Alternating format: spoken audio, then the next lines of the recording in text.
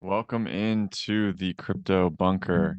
You're looking right now at my newest NFT from the Atom Bomb Squad, and I've been waiting patiently, and this one just caught my eye, and decided to make it my background for this video. And if you can check it out, you can't see the whole thing really, but yeah, that's my bomb, and I'll show you guys my NFT collection tonight as well. I've been slowly accumulating, just like really, you know, been as patient as I can be. I am bullish on NFTs in the long term, and so just kind of slowly building over time, I think is a good idea. But yeah, let me share my screen here. And congratulations to the Ethereum community. We merged, and we are now proof of stake. We are now using 99.9% less energy. We're using less energy than the entire gaming sector combined. So anyone that's in gaming that was saying NFTs are bad for the environment, they no longer have that argument because all NFTs are secured by the Ethereum proof of stake network chain. And as you can see on ultrasound.money, since we went through the Ethereum merge, we were expected to be deflationary, but it's the only way that it actually can be deflationary is if if the gas fees on the network are higher, because that means a lot more people are using the network, and therefore that ETH that is being burned in every transaction causes it to be deflationary. And so, but the cool thing is the issuance goes to the people that are staking their coins with the network and not to the miners. So you can see since the merge, we've had 628 ETH issued. So it's basically been inflationary. But if we would have had proof of work still, as you can see, since the merge, we would be up 21,763 ETH.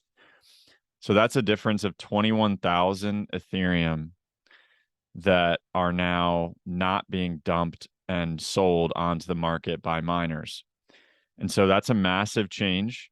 And as more people use the network, the more deflationary it will become. And so in the future, when businesses and governments and um, enterprises and citizens are using Ethereum across the world, it will become net deflationary. Like if we have similar gas fees, obviously, to when we were like at the peak of the bull run, it'd be very deflationary. You can see that obviously we're still burning ETH all the time. You can see how many ETH we're expected to burn per year. You can see the supply growth is expected to be negative 1.43%. That's based on the averages of since ultrasound.money, since the burn was put into place. They've been tracking this. So it's pretty cool to see the ETH supply just kind of hover and not actually go higher. So I thought that was a cool thing to look at. I don't really want to look at the charts today. I don't think that it really matters. If you're in Ethereum at this point, you're in it for the long term. We're probably in a bear market, the macro concerns, all that stuff. But I do believe that, and I do believe that we will have our day in the sun again. It may be a few years from now, but in the meantime, we can educate ourselves on the blockchain. We can educate ourselves on decentralized finance, on NFTs, on all of these use cases for the Ethereum blockchain that are just changing the world, really. Self ownership on a secure blockchain, something that you can say, that it's physically yours. And the fact that the merge went through with um, no hiccups or anything really shows how great the Ethereum development team is. And to me, it gives me more confidence in terms of holding assets on the chain. And I think what people may fail to recognize is that holding assets on a blockchain like Ethereum is the same as holding them physically in your hand because of how much trust the network has gained over the years, the development community. And now, partially with the new move to proof of stake, we do have to go through a few years of really testing this out.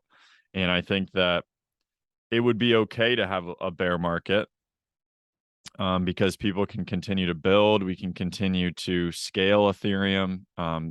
There's many upgrades coming. This isn't the last upgrade. The next upgrade, will come, and I think there's many more to come during the Ethereum 2.0 transition. And so during that transition, it's much like the early days of this new proof of stake Ethereum network, where we will be able to, you know, just kind of support and continue to accumulate. And in my opinion, it would actually be a good thing if Ethereum, sort of went down and sideways for a few years for us to accumulate. And honestly, the way the economy looks, the way the markets look, I wouldn't be surprised to see like a $400 Ethereum, if I'm being honest. I know that I've been, bullish on it, and I'm always going to be bullish on it. And, um, but just looking at where the market's closed, we're looking at probably 3,200 on the S&P would be like a low in the next 6 months. And if that did happen, you probably would see a $400 Ethereum, because it's more volatile, maybe five, maybe 600, something like that. So we'll see. I mean, I hope that we get there, but I know that there's some people who would rather see it just go up. But for me, like I would love to accumulate and maybe get to 32 Ethereum. If you have 32 ETH, you're going to be able to stake. You're going to be able to get this 4.5% a year. And you can see the issuance rewards are 4.5%. The burn rate is 2.2%. And so, we're looking at being paid in Ethereum, essentially 6.7%. And for non-stakers, you're earning 2.2% per year because, they're buying back the Ethereum and then burning it. So it's like a share buyback, basically. It's not a direct dividend, but it's a quasi dividend. So yeah, I'll go ahead and just show you guys some of my NFTs here. I did actually buy some different cool like ENS names just because I thought they were cool. They only cost like maybe $8 to buy one of these like .eth names, so I just kind of been buying a bunch. This is actually the merge. This actually might not be available, but it was a free launch that they did for the merge. As you can see, this is my bomb. This is a better view of it probably because the one over here is like, I think it's backwards unless I'm just looking at it that way.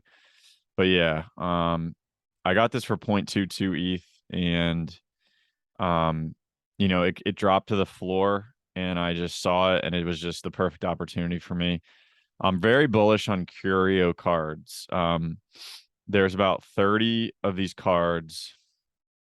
And interestingly enough, there's probably like some of them have like 1,000. There's different supplies of them, but they're basically the first art NFT on Ethereum. So they are the first iteration of what NFTs are today. They're a collectible, and there's some people who have them all. There's only a few, and it's just a very cool and sort of different random sort of collection and kind of a story that's being told throughout time of the number one being the apple representing Adam and Eve, the number two being the nuts, as we, forage for food. The 3 is the berries as we forage. The 4 is clay, making things with your hands, and then art. So it kind of is this cool, um, you know, sort of story of time. And as you can see, this is the first Mona Lisa on the Ethereum blockchain. Apologize for that. Sometimes OpenSea can be a little bit glitchy, but I'm glad that you guys got to see at least some of these. But yeah, sometimes OpenSea can be like sort of glitchy because a lot of people are using it. I said we wouldn't look at the charts, but we can just throw the chart up there. And we were rejected again at this trend line. We're now in a downward trending channel, as you could see there. Um, I think the first logical place now at this point would be the 200-week moving average, which actually lines up perfectly with the gap that we still need to fill down here at 1280. So that would make sense. In fact, I think that makes sense pretty, soon. Maybe we get a little bit of a back of a pump and then down, um, but yeah, I think that makes sense. I drew out this level.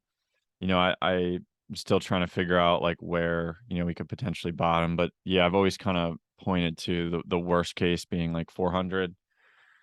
And I would say if you're not like braced for impact, and believe me, I'm not someone that really is myself, besides like trying to be prepped. I feel like I was more prepped like 6 months ago for, stuff to happen. But I would just recommend, if you don't have storable foods, storable water, um, backup generator, maybe some gasoline,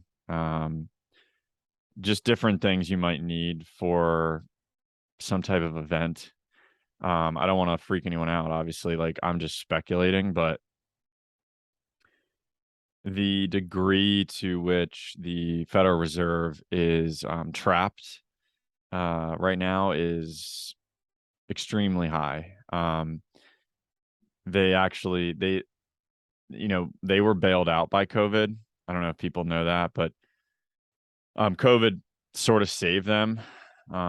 They were not going to be able to raise rates, and the debt to GDP is just too high. We have $31 trillion in debt.